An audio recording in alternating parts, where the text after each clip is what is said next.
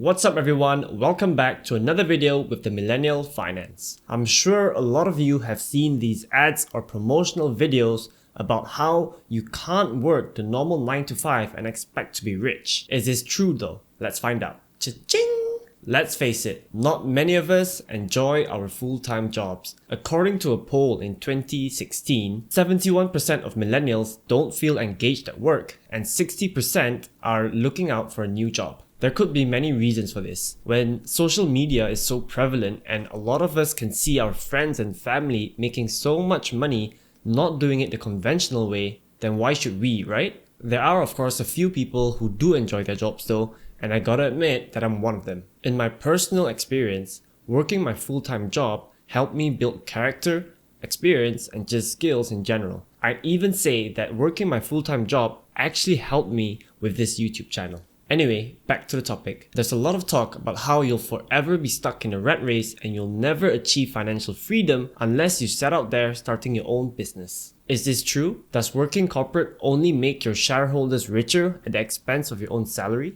I'll admit that there is some truth to this. Of course, when you're working corporate, you can't expect to reach the amount of wealth that the likes of Jeff Bezos or Elon Musk has reached, but I can tell you they can reach a good enough level. And the key to it all is investing, of course. This is especially true for us millennials because we have so much of our lives left to work. Starting that compounding ball rolling from an early age can give a massive helping hand to boost our financial futures. So to see how all of this works out, let's do some quick math. Let's say you're now 25 years old, earn $3,000 a month and want to retire at 60 years old. For some reason, you're so bad at your job that you're never going to get an increment for the rest of your lives, meaning it'll be $3,000 for the rest of your life. If you contributed 20% of this 3,000 ringgit every single month, which by the way is compulsory for Malaysians because of EPF, you'd retire at around 850,000 bucks. That's a nice amount, but maybe not enough, right? I honestly think that this is a good amount considering that you're only making 3,000 bucks every single month for the rest of your life. Of course, for most of us, this won't be the case. If you're half decent at your job,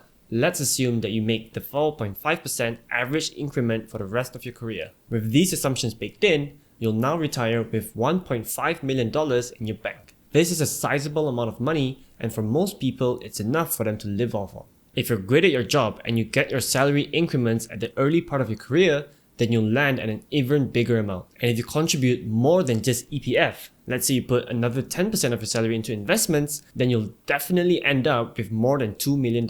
I'm sure that for most people, $2 million would be a very nice amount to retire with, and you can do pretty much whatever you want. And for those of y'all who are working high income jobs, then you don't have much excuses because you can really see a very comfortable life moving forward. I'm sure that a lot of us know so many people who have gotten a lot of their wealth by working for other people. So who's to say that this isn't possible? These claims are extremely misleading, and I even say that they're exploiting an insecurity that a lot of us have, that we can't have a secure financial future without setting up our own business. This will probably be a contrarian view, but I really believe that we can work a 9 to 5 job trying our best to climb the corporate ladder and have a solid financial future. We just gotta keep our heads down, doing as best as we can at work, earning our salaries, and investing as much as we possibly can. I really think that the stock market is the #1 tool for common people to become rich. In not many other scenarios are we all in similar playing fields. Look at the recent GameStop and AMC short squeezes. So many people got years of their annual salary through this when the stock rallied. I gotta say though that I don't recommend buying into these stocks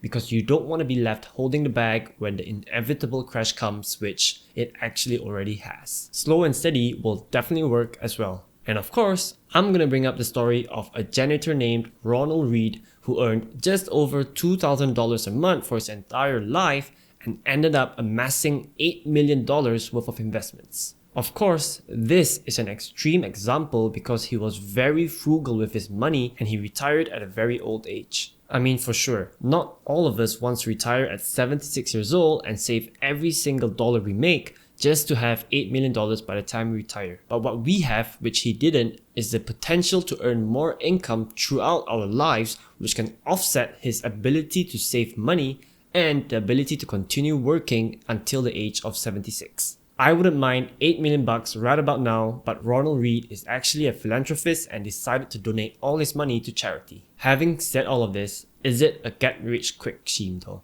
Are you going to be able to live your dream life in the next 5 to 10 years? I hate to break it to you, but you probably wouldn't. Unless you're extremely highly paid, we all have to work our way towards achieving this financial freedom. It's about the journey, not the destination, right? But if you want all of this, if you want to be able to retire early or go on about traveling the world for 2 years, then starting your business is probably something that you have to do. Even though I've said everything I have up till this part of the video, I still think it's a very good idea for millennials to try out having a side hustle. Just like we did with this YouTube channel. Even if it only works out for a while and doesn't last, that's completely fine. That extra bit of income that you can earn in your 20s or 30s will play a big part in you achieving your financial end goal. And if you end up being the next Elon Musk starting a company like Tesla with a nearly $1 trillion market cap, don't forget where you got this advice from. The earlier you can add to your investment portfolios, the longer you can leave it in there until you will eventually need it for your retirement. And due to the nature of compounding returns, this will have an exponential return on your portfolio if you're looking at the later parts of our lives. To illustrate this, let me give you an example. Let's say I started investing at 18 years old, putting in $5,000 a month into the stock market until I was 28. In total, I would have invested for 10 years, putting in $50,000. On the other hand, my brother also decided to invest $5,000 every single year, but he only started at 28. Because he knew he started late, he decided that he'll do this until he was 58 years old, so in total he invested for 30 years for a sum of $150,000. So I've invested $50,000 and my brother invested $150,000, which is 3 times more than what I did. By the time we both reached the right old age of 58 years old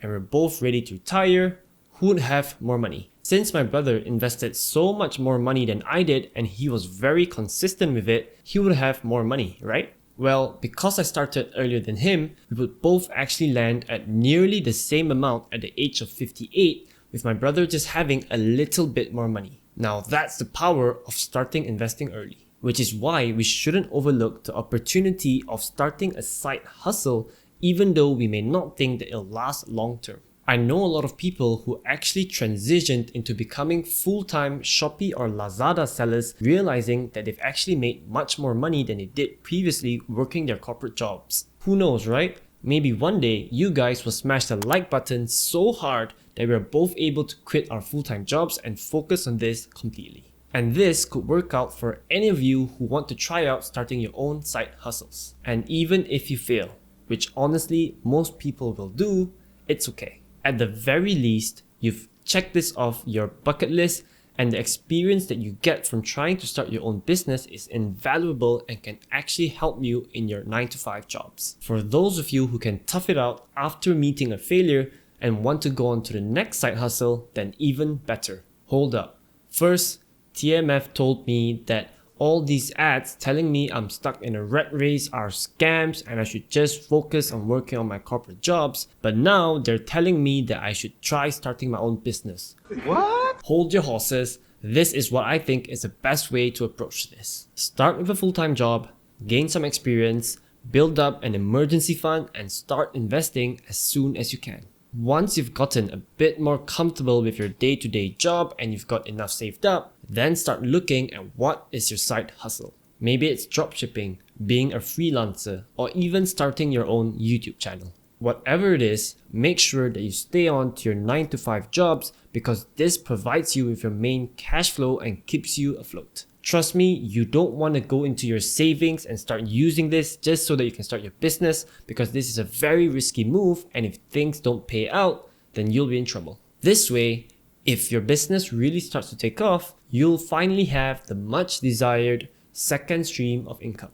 So to summarize all of this, you absolutely can retire rich working a 9-to-5 job and getting out of the rat race. It'll come easier for high earners, but average Joes can also do this with good investing habits and starting young. Starting a business isn't for everyone. It's tough, takes up a lot of time, and you're completely responsible for the performance of your business. Still, we highly recommend that you try out starting your own business if you have the capacity, because beyond just the earning potential, it gives you very good experience, especially when you're young and can afford to fail. Would we have started this YouTube channel if we were 10 years older and had families to feed and people to take care of? We'd probably think twice. So if you're in your 20s or even your early 30s, this is probably one of the best times to try out starting your own business while maintaining your full-time jobs. Even if you're slightly older than that and you have the capacity to do this, then all the better, and we wish you all the best. So that's it for today's video. We really hope that you guys enjoyed it. Give us a big thumbs up and subscribe to our channel if you haven't already. Let us know down in the comments down below. Do you think that you need to start a business to retire rich? See you guys in the next one. Peace out.